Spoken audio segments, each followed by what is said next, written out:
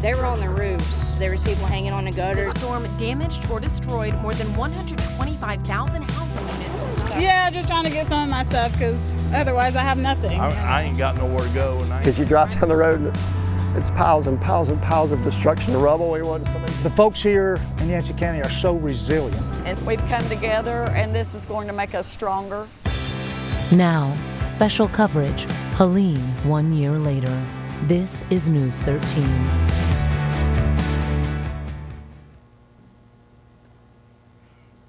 Welcome to our special marking 1 year since Helene hit western North Carolina. We are broadcasting from Bear's Barbecue in downtown Asheville. For the next hour, we're going to be bringing you stories of recovery to renewal in communities all across western North Carolina. Our crews are spread out in some of the hardest hit areas, and we're going to go to them within the next hour. But first up, Governor Josh Stein has been making stops all across western North Carolina to mark today's milestone. News 13's Justin Berger caught up with him to discuss the region's ongoing recovery.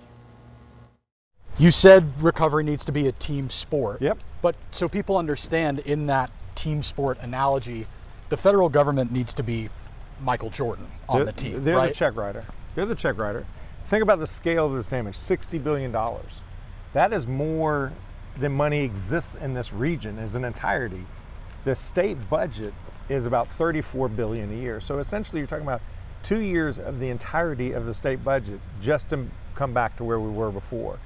That's why we have the federal government. They are the big brother. They've got a huge checkbook. And honestly, they are that insurer of last resort, and they have been that historically for every state that's taken it on the chin. And you asked me an interesting question about, well, we're at 9% now, and yes, Sandy ended up being at 78%, but where was New Jersey and New York after 1 year? And we went back and did a little research, and they were at 50% after 1 year. The federal government had said, we will award you, we will appropriate you half of the overall damages, and then it ended up getting to 78%. I'm just wanting to see the same level of urgency from the federal government as we're seeing from the state, as most importantly is what we are seeing from the people of western North Carolina. This is a recent request. A spokesperson for the White House said that request made you unfit to run a state, but it sounds like he was a little more open to it this time. I will take the statement from the White House press person with a bit of a grain of salt. It was a press person, it wasn't the president. And my job as governor is really basic. It's to fight for the people of North Carolina.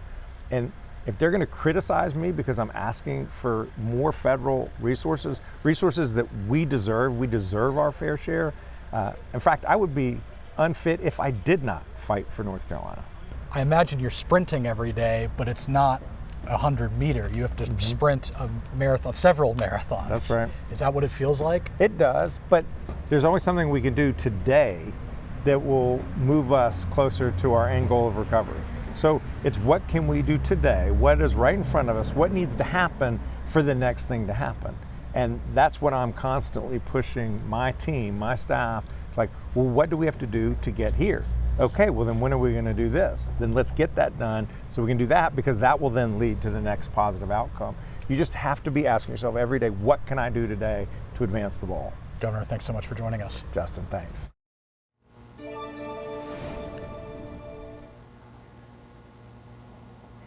Families across western North Carolina are still reeling, some struggling with 2 mortgages. While much needed disaster relief assistance has been limited, new programs are available, and News 13's Jennifer Emmert joins us now from Swannanoa. And Jen, relief may be just an application away, right? Holly and Patrick, flooded homeowners who may have had a mortgage on a home that was destroyed, those are who are impacted. They might have had to take out a second mortgage to rebuild, but financial institutions aren't quick to forgive that first loan despite the disaster. Starting from scratch at my age, it wasn't something I'd planned on it. But Helene left April, Blair, and others with little choice. The house was right here.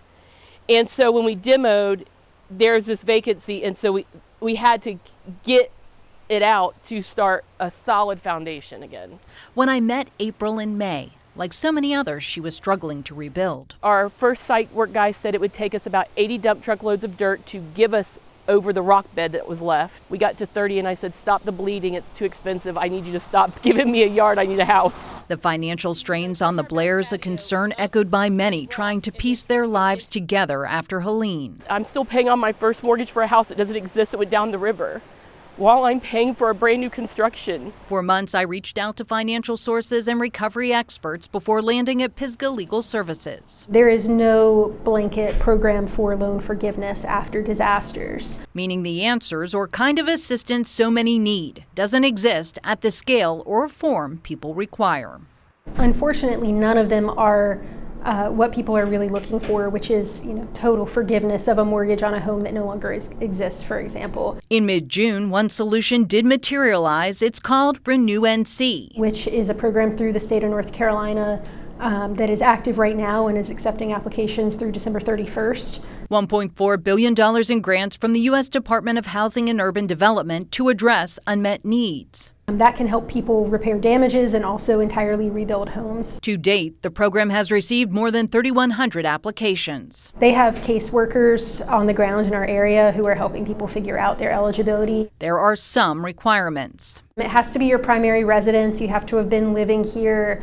And there are income guidelines as well as documentation that has to be provided to show that you have clear title. Homeowners still rebuilding after Helene could qualify for financial help, especially those juggling two mortgages. Attorney Molly Maynard urges people to talk with their lenders. We always say communicate early and often, let them know what's going on. After all, most people rebuilding aren't doing it by choice. Most people that are rebuilding or are in the position to rebuild, they're not in the part of their life where they actually have money set aside to build. They're doing it out of necessity. They're doing it out of desperation to get a home again.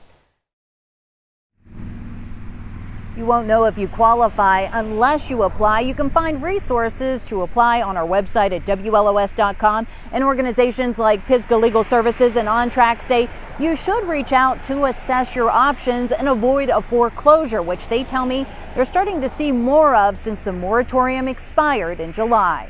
In Swannanoa, Jennifer Emmert, News 13. We are looking at how loss affected people all across our area. News 13's Taylor Thompson spoke with the state demographer and explains.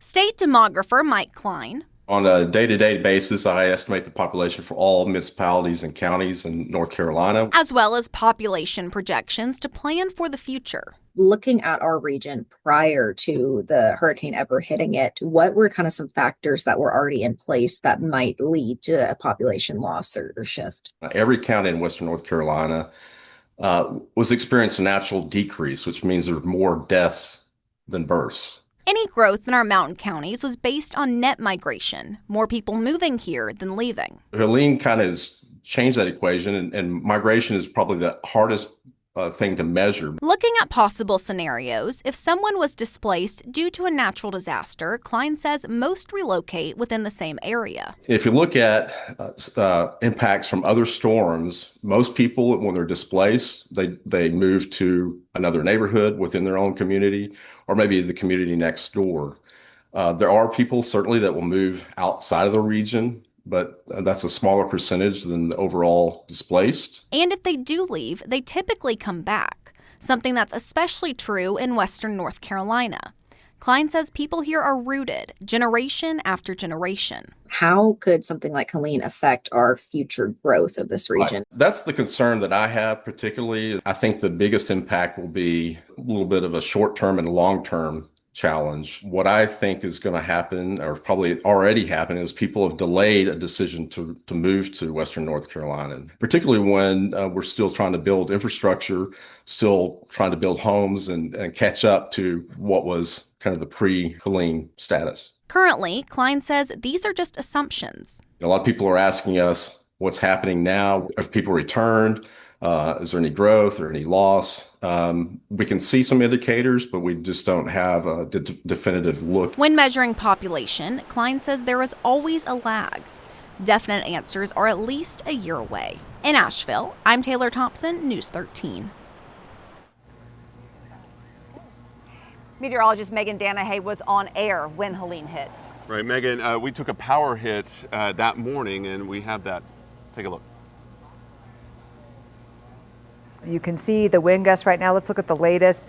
So we're not getting, we just got a power hit here. So I can't see my computer right now.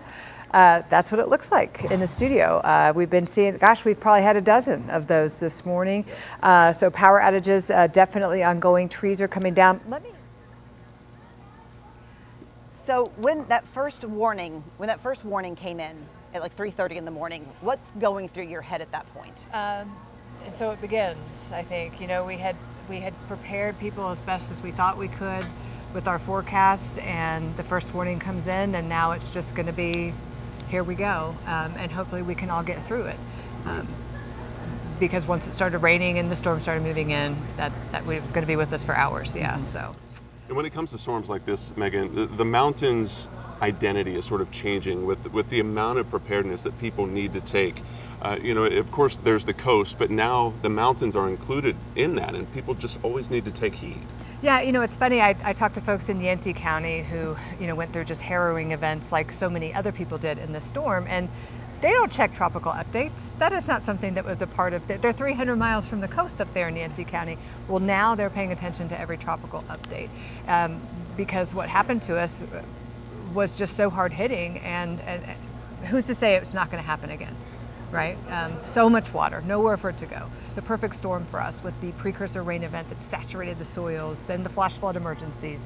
But all that water put us at risk for everything else, the landslides, the debris flows, and then the historic river flooding. And we are in peak hurricane season right now. We are. What are you doing differently this year? Well, you know, I think that the first thing that I have to think about, and Jason and Julia and Karen, is our messaging. We just have to be more careful with what is said. We realize that everybody is emotionally exhausted from this. And unless something out there is a significant threat, we just have to dial it back and just roll with the punches as they come. We got really good news on this tropical system this morning. Hopefully that holds, that it may stall at the coast and move out to shore. So it's just a messaging thing. It's understanding that we all need to take care of each other, and the truthful, most honest messaging that we can give about tropical systems is the best we can do. Sure. Yeah. Right. And always stay tuned in. Download the app if you haven't already, and during times like this. Megan, Absolutely. thank you. Yeah, thanks for having me. Response and recovery was a complete community effort here in Yancey County. We've got one of those stories coming up. I remember telling my wife, we ain't gonna have a bridge here in a minute. So weird. Did we cut this? Hurricane Helene washed away roads and bridges, trapping and cutting off families. How a state program is working to reconnect communities.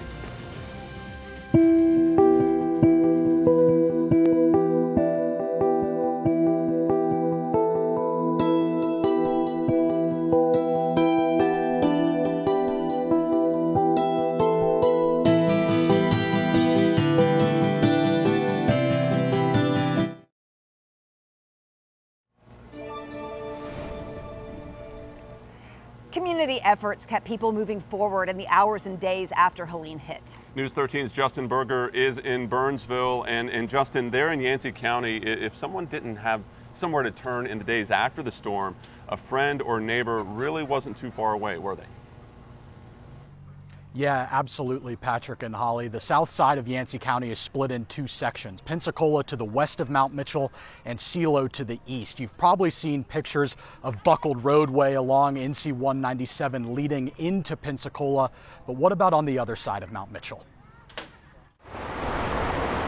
The South Toe Township's 72 square miles. 30,000 acres of federal land plus Mount Mitchell. The predictions in the model, of course, because of Mount Mitchell, had estimates of 20 to 30 plus inches in the purple on the rainfall predictions for this watershed. Barry Jones is third generation South Toe. He's volunteered with fire and rescue for more than 20 years. The watershed had 10 to 12 inches before Helene stalled over the valley. The ground was already saturated. Most homes were safely above a 100-year event, but Helene was a 1,000-year storm.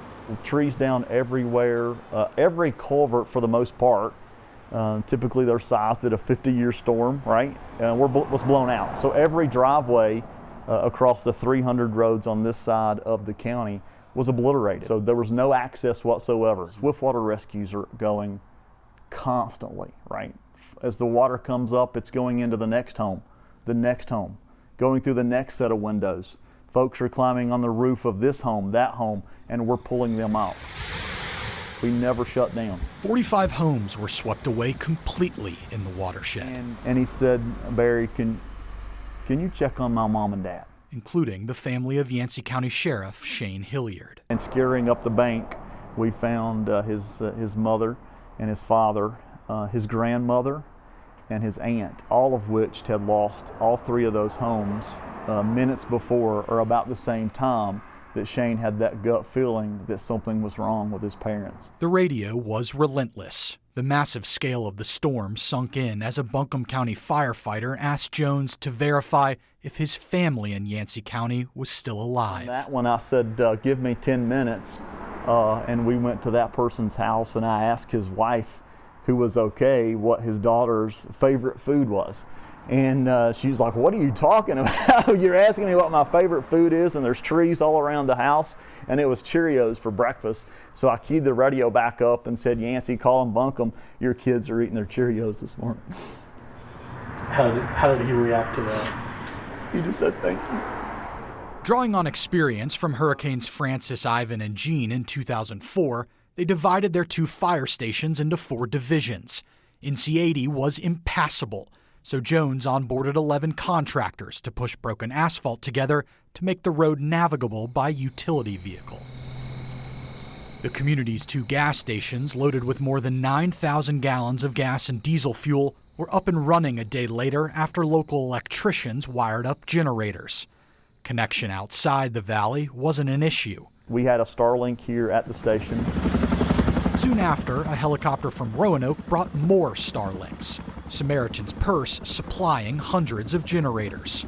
On the ground, all the drivers that were picking folks up when we could cut access to them were pastors and deacons of the local churches. They're like, hey, we got a problem, you got to help Joe. I was like, great, you're going to help me help Joe. And far from home, every time someone would call, I would repeat what they were saying. You're calling from Oklahoma City, you're loading your excavator, and you want to come help. A total community effort. Wow. Resulting in the South Toe Rebuild Program. God nudged us. Why stop there, right? Why stop with just helping people get out of their homes? You should be helping people get back into new homes. A partnership that has raised nearly $10 million to pay for the rebuild of 25 homes, including 2 homes for the Hilliards. What community is not only helping them fix their driveway, build a new bridge, but replace your home in totality and pay for it fully? That's the place I certainly would want to live the rest of my life, and it's here in Yancey County. Now 20 of those 25 homes are under construction, 2 are complete, and several are close to being finished, including Sheriff Shane Hilliard's parents' house. Reporting in Burnsville, Justin Berger, News 13. All right, our News 13 team has been covering different communities all throughout the mountains on their journey of hope. Chief Meteorologist Jason Boyer recently visited Swannanoa to see how the recovery is going there.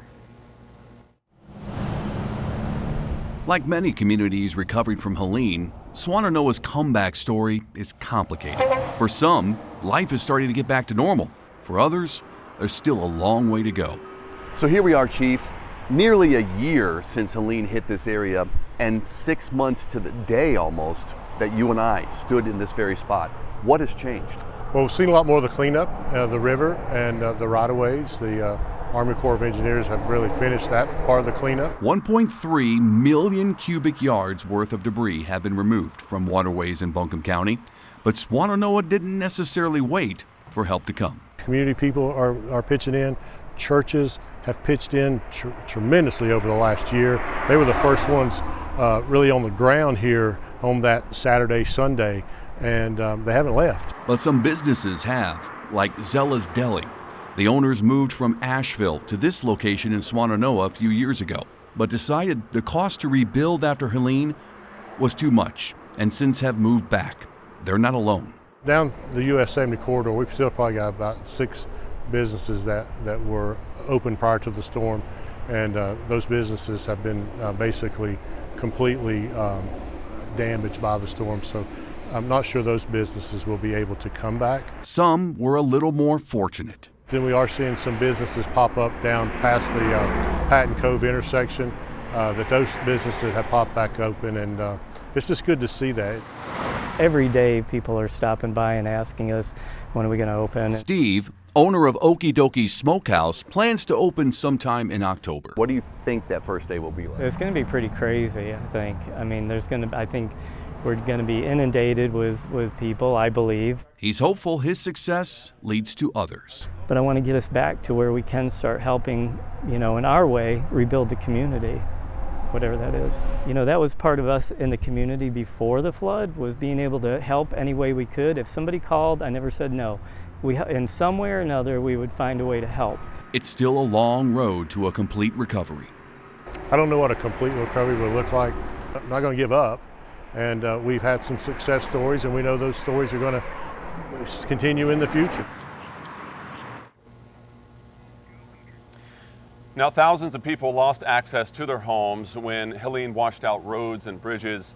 And News 13's Elijah Skipper shows us how one program works that could help them rebuild. Take a look. The state's new private roads and bridges program was created after Helene and already has more than 6,500 families that have applied. In Fairview, we see how it's beginning to deliver. Holy moly. Me and my wife and I bought this place 36 years ago, and it's home. It's all I know. And then came Helene, turning decades of hard work into minutes of destruction. Trees, land, and the bridge that connected this family to the world, gone. And I remember telling my wife, we ain't gonna have a bridge here in a minute. And an hour later, it took out about a quarter acre of my land behind the bridge. For Chris and his wife, it meant being trapped across the creek, cut off from neighbors, from work, even from emergency services. You take it for granted, and then when you ain't got it, then you turn in all the time out of habit. Want it to go home, and you can't get there from here. They're just one family among thousands. State officials now estimate nearly 19,000 households across 39 counties lost safe access to their homes during Helene. The state's new private roads and bridges program, created just this year, has received 6,546 submissions, representing more than 3,700 unique sites. This program is a brand new program. There's never been one developed to this scale before. So we started off in February, March. Legislation was passed in mid-March. We started off with one employee, that was me, and we've since grown into a large team. The man tasked with managing all of it is Chris Werner. He says more than 70 consulting firms are now working with North Carolina Emergency Management. The challenge is looking at the devastation before the team has been here, right? And trying to understand what has actually occurred, what caused the problem that we have to resolve. So far, nearly 4,000 site assessments have been completed, with requests including more than 2,100 bridges, 3,200 culverts, and more than 5,000 private roads. All told, the price tag for recovery is now estimated at $547 million. The matter is the funding, the cost. How much will that solution cost? Unfortunately, we do have to be pragmatic to try to spread this money as far as we can and assist as many property owners as possible. So far, the state has committed $175 million, $10 million of that directed to nonprofits helping fill the gaps. We really leaned on our nonprofit organizations to help us help the property owners until our program could be developed and implemented. And for those who already dug into their own pockets, a new reimbursement program launched September 1st, offering up to 50% of costs back. The state expects its first payments to go out in October. It is a needs-based program, so we will work our way through the applications from a needs-based perspective. Here in Fairview, Chris McPherson is one of the first to see a solution. Crews are installing a railcar bridge, a new design meant to speed construction. For him, it's more than steel and timber. It's proof that even after months of waiting, hope can still cross the creek. This is going to have handrails on it. It's going to be a whole lot nicer. It's been a long year, but it's almost fixed. And once those bridges are delivered, the state won't just walk away. Each homeowner will also get a guidebook, a roadmap for how to maintain and inspect the structure, because while the state builds it, it's ultimately the property owner's responsibility to keep it safe. In the studio, Elijah Skipper, News 13. I'm Kimberly King in Lake Lure, where even today, crews are working 24/7. We'll have a report coming up. I think there's a blueprint here. I think there's an opportunity here from other mountain counties to learn. Sirens going up in Haywood County could change how mountain communities prepare for disasters. Still ahead, how the system will operate in a flood emergency.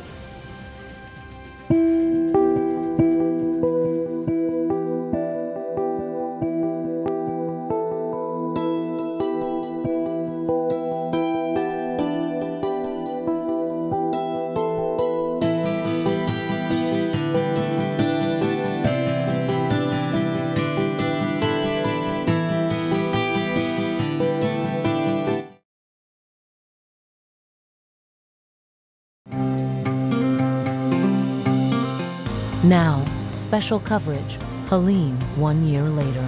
This is News 13.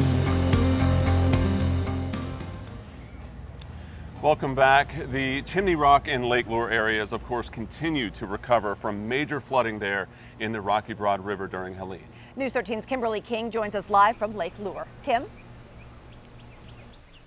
Holly, I'm standing at what was the Flowering Bridge. So many sentimental memories for so many people. There were bricks here in honor of loved ones, as well as people leaving their beloved dogs, their leashes, their collars. Many of those things have been recovered, but this is the progress that they're making. And even on this day, this 1 year mark of Helene, there is work being done. They're out here 24/7.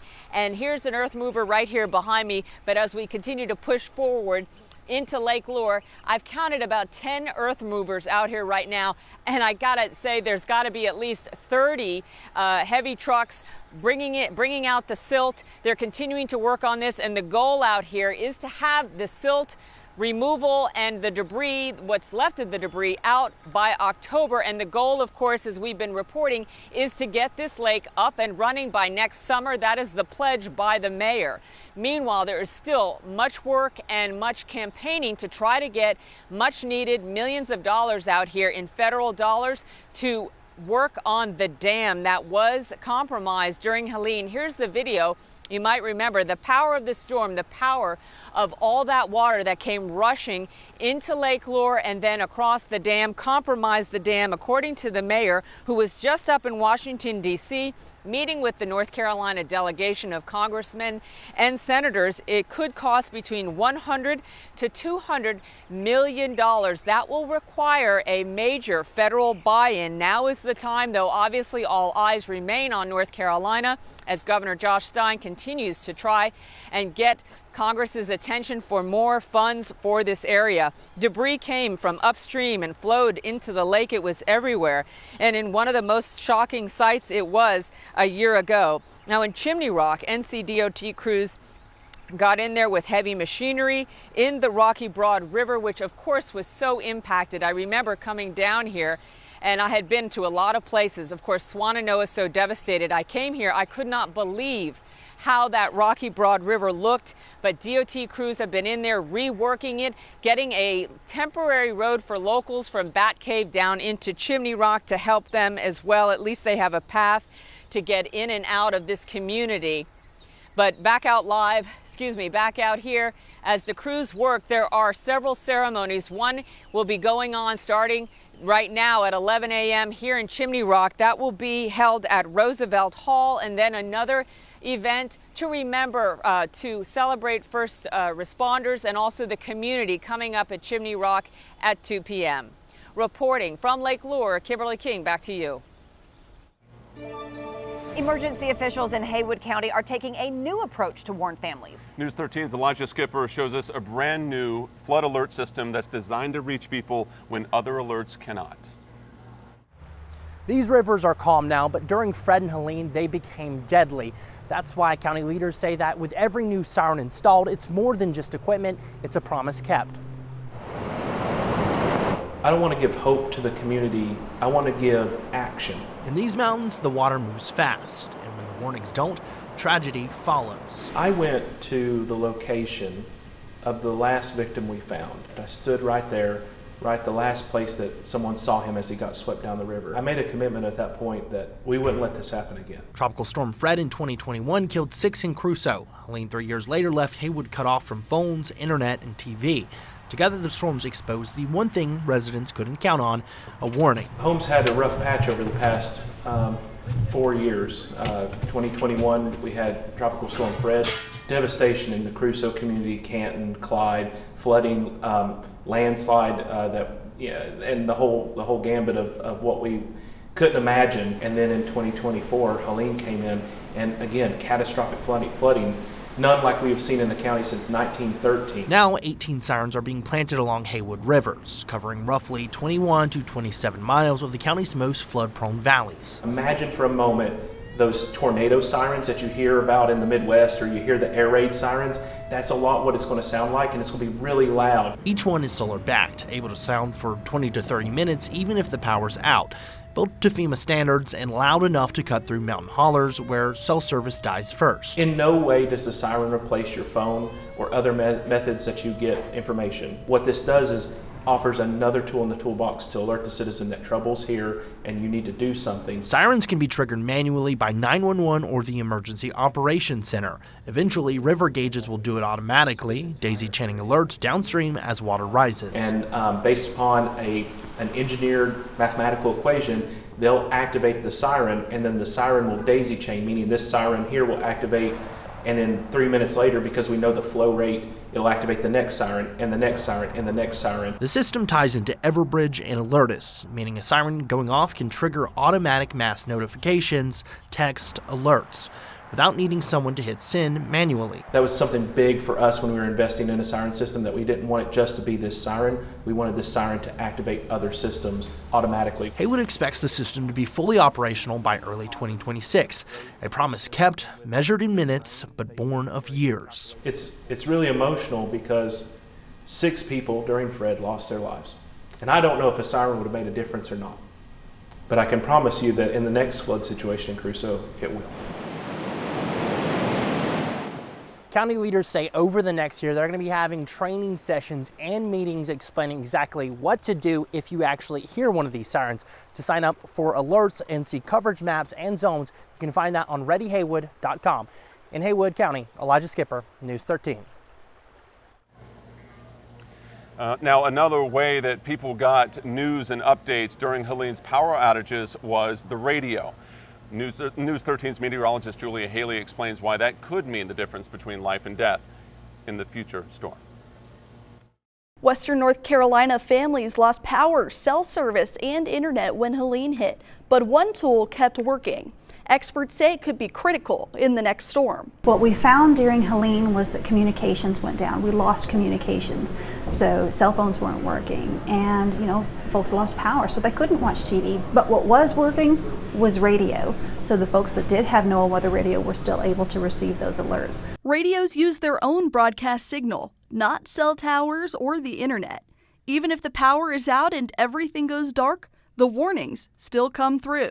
Users can program a radio by selecting their county, tuning to a clear channel, and adding backup batteries to keep it operating during an outage. Also have multiple ways to receive weather alerts. That might include having weather alerts enabled on your cell phone, but also having a NOAA weather radio. Especially out here in the mountains, cell phone service can be a little in and out. So that NOAA weather radio will continuously broadcast those warnings. When a warning is issued, the alarm is loud and immediate. Showers likely with a chance of thunderstorms until midnight. If there's no warning, it stays silent. You're never going to be annoyed or be upset during a major storm that you're getting too much information, right? But it could be detrimental or even life-threatening if you're not getting that information at all. Before the next storm, emergency managers suggest that you check every form of communication, phones, local TV, and especially your NOAA weather radio, so that way you can be safe for the next storm. Helene damaged many schools, including Old Fort Elementary. News 13's Gracie Palmer spoke with a longtime teacher about what it took to reopen. Emily Rowland has spent 16 years of her life teaching at Old Fort Elementary. Those are storage containers. In fact, it's become a family affair. I have a daughter that teaches kindergarten and another daughter that teaches 4th grade. Little did they know that in September, that same school would save Emily's life. The morning of the storm, she was at her house. We thought we'd made it. The hurricane pretty much had stopped. It faces the front of Old Fort Elementary. Looked out the kitchen window, and it was about this steep, and I went to the front door and back, and it got this steep real fast. The water continued to rise. I just grabbed my dogs, we got in the car, and we tried to get down the street, and we barely made it, so we had to come to the school. Except it didn't stop. So then it started coming in the bottom of the school, and that's when we decided we were going to have to go upstairs. Emily, her husband, and their 2 dogs took shelter on the 2nd floor of the school. I was just in shock. We didn't know what we were going to find. We didn't know what we were going to do. And after 5 hours, the National Guard, long story short, came in and got us. I appreciate you doing that. Thank you. now, almost a year later, she's standing in that same school, ready to welcome her students back. We didn't realize how lucky we were till we weren't able to be here. With new flooring and paint on the walls. It's beautiful. I mean, you can't even tell anything happened. Since the storm, the students and teachers have been in temporary classrooms at Pleasant Gardens Elementary. It was important that we make it look like a classroom so that the kids could come in and have some type of normalcy. Principal Ward says 7 of their students lost everything. And at the very least, she's ready to give them their school back. They're excited. I've seen them out through the summer, and they're just like, we can't wait to come to our school. Ready to walk through those doors again 11 months later. We'll meet at the front door and we'll walk in together and just to officially be back home. The more things changed, the more they stayed the same for Asheville's oldest craft brewery. News 13's Taylor Thompson sat down with the leader of Highland Brewing, of course the company that pioneered Asheville's beer movement. My father started Highland in a basement in downtown Asheville. The late and legendary Oscar Wong had a vision. Drinking beer made here locally was a safe and delicious thing to do. Wong died earlier this year, but more than 30 years later, his vision is a smash hit. His daughter Leah now runs Asheville's original craft brewery. I love that Dad and the original team positioned us to be valued here and to multiply the good that was already here. When Helene ripped through our region, the first thing that I saw that really blew my mind was going over the bridge. Swannanoa River Road is under the bridge, and it was like an ocean. That was the moment she knew this was a crisis of a different scale. Her employees slowly trickled into Highland's hilltop property, eventually becoming a community hub. It was a really wild time, and since we couldn't brew beer, we had all this space and we had really talented people that were willing to do nothing of what they were hired for and do everything to help. The aftermath was anything but normal, highlighted by a winter White House trip and a spring visit from Good Morning America. Somehow life pulls together the highest peaks and the lowest valleys really close together. The support they felt through it all is unmatched. I am so deeply touched by the community showing up for us. We've recovered so well, and like this year, we've been really healthy on site. It's a joy to watch all these people come every night. Sometimes, Leah says September 27th can feel like 10 years ago or yesterday. But alongside community, Highland will mark the 1-year milestone all weekend long. We're going to honor the first responders, which is so overdue. And debut AVL Strong. A unique beer, it's a limited release. It's a bigger version of our flagship AVL IPA. Marking the culmination of a challenging year. Everything feels more precious to me right now. I think I've learned that even amid a crisis like that time helps. In Asheville, I'm Taylor Thompson, News 13. I guess that's the hardest part, is knowing that we're still here and that They're not. From devastation to hope, how one family's loss after Helene moved a local business to action. And as we've shown you, artists in Asheville's River Arts District lost a lot to Helene. Coming up, how a hotel owner there is giving back to her community with an eye toward avoiding future floods.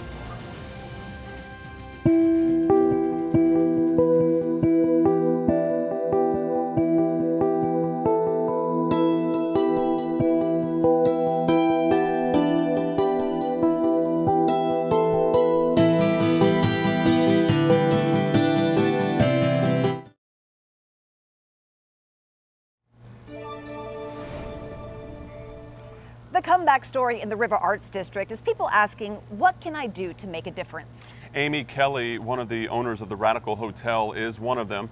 And News 13's Charles Perez reports for her, it's all about giving back to the artists what they've lost.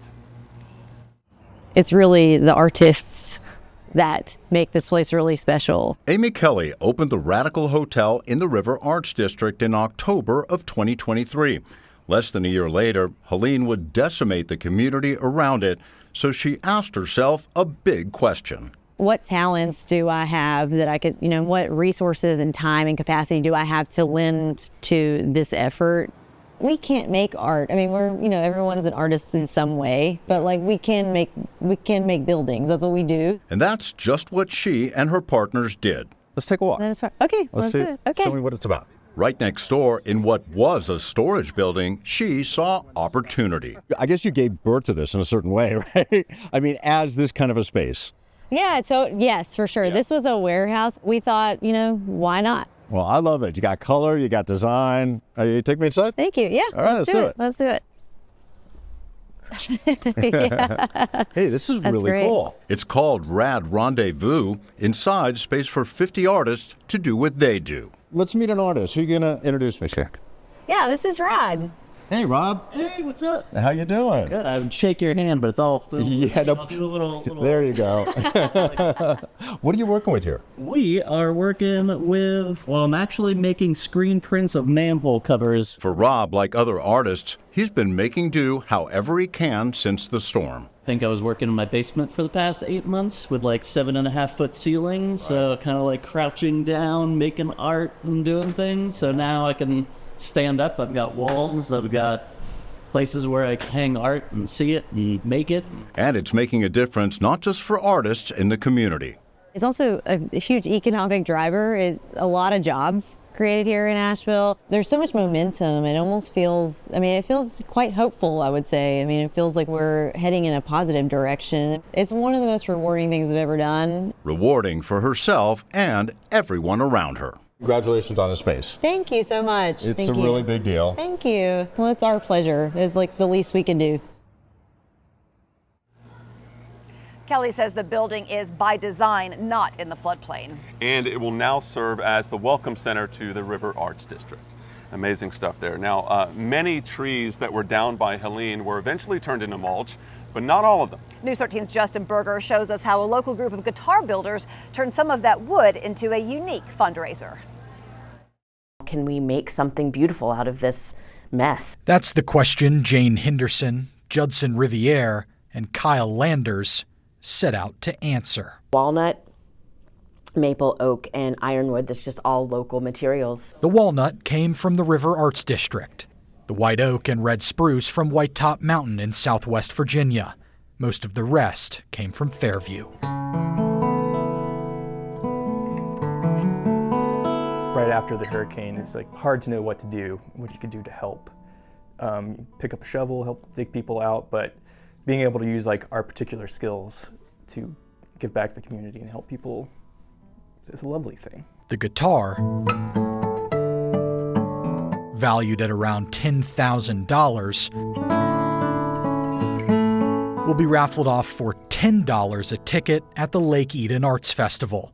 All proceeds will go directly to the local Artists Relief Fund. We all experienced such unimaginable loss. I really wanted to find some light. From Dream Guitars in Weaverville,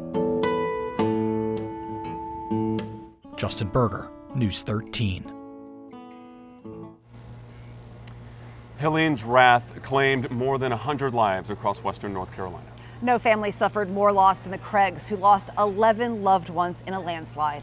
But as Jennifer Emmert shows us, even in their deep grief, there remains a thread of hope. And you never know what's going to bring it up, what song or smell or whatever. It just happens. To say Helene ripped apart the fabric of the Craig family hardly describes what they've endured the last year. We were very close. We were very good friends. Among the 11 Craig family members lost during Helene were Alicia's in-laws, Ronnie and Sandy Craig. It's a relationship that you would want a mother-in-law and a daughter-in-law to have. So I was very fortunate for that. The night before the storm, she had came over and got our dog. And she was like, I'll trade you a pizza for a dog. I was like, I'll bring your pizza in and I'll get hanging. She was like, no, I'll bring it to the car. And I was like, if I'd only known, like I would have gone in and stayed and talked to them, for hours. But we didn't know any of this was going to happen. So I guess that's the hardest part, is knowing that we're still here and that they're not. And we'll never be able to get that back, but at least we have the memories, so. Memories turned keepsakes after some of Sandy's treasures were pulled from the mud. It was just a picture of my mother-in-law, and it was one of her ficus trees that she had, and a little bench that I had here at the house. So I just made that her little special corner. Countless belongings from the family's homes were found by strangers and laid out gently at the Guerin Creek Fire Department. I kept walking by this dress and a Bible. I was thinking to myself, when I would go by the dress, every few weeks, I was like, that would be so great if someone could figure out whose dress that was.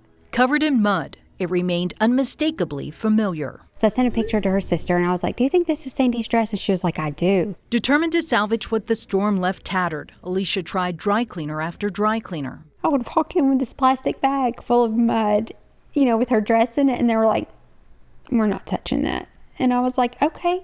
I was like, it's okay. Like, if it can't be restored, I get it. I just want it to be dry cleaned. And they were like, no. All seemed lost. I never thought of them restoring dresses. Like, I only thought you went there to buy dresses. Like, I didn't think.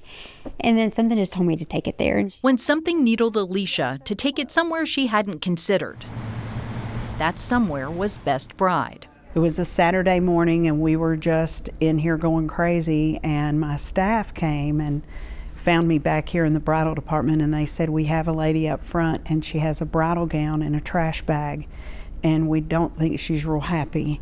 And I said, well, let's go find out what's going on.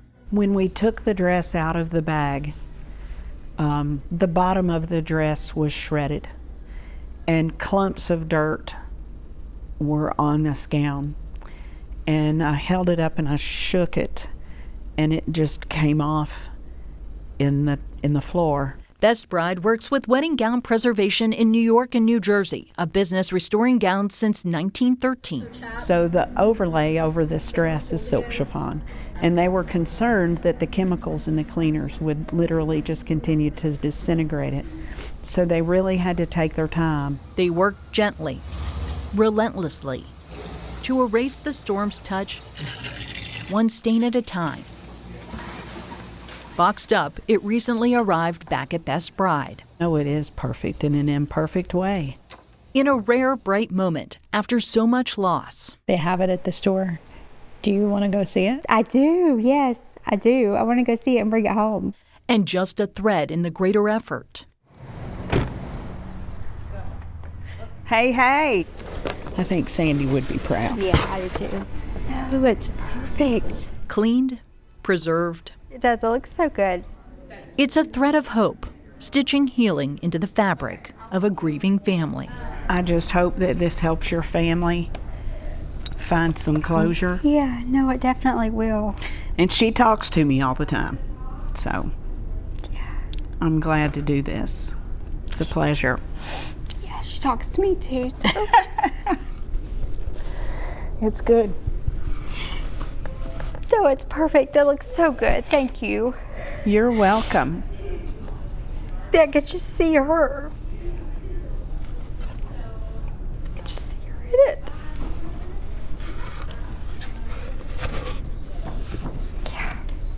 So that's good. It looks so good. Thank you. Jennifer Emmert, News 13. Before we go, we want to thank Bear Smokehouse here in downtown Asheville for hosting us and for hosting the World Kitchen. Yeah, when it was all said and done, 1.5 million meals were served to people in need after the storm. Incredible. Thank you so much for watching our one-year Helene special. College football is next here on ABC 13, and we will be streaming this special at 6 p.m. tonight on the WLOS YouTube page. Thanks for watching. Have a great day.